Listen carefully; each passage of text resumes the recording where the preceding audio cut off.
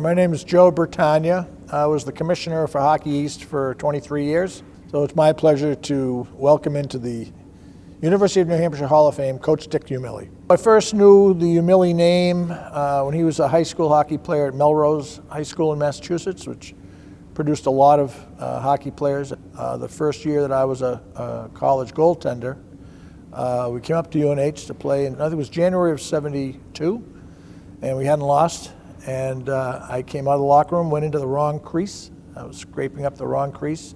And the captain of UNH was this Umile guy, and he came over and he started making a face. I've seen that face a lot in the years since then. He told me to get out of that because it's the wrong crease. And back then you could actually toss the puck to see what end, and we lost the toss. So I had to go the other end. Then to add insult to injury, we lost the game in overtime.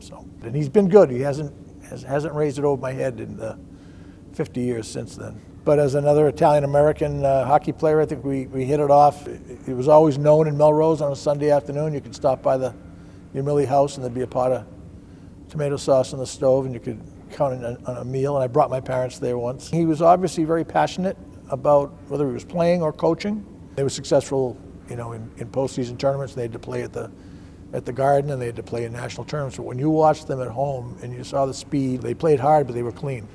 And they always had one or two snipers that were just kind of a little bit better than the rest. As a commissioner, part of what I had to do was do discipline in the league.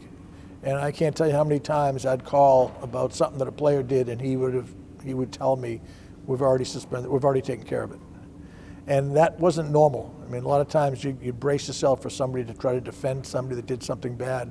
But Coach Umile was way ahead of it. He knew what was right. He did the right thing. Made my job real easy. Not a lot of the coaches do that, and he was one of the best.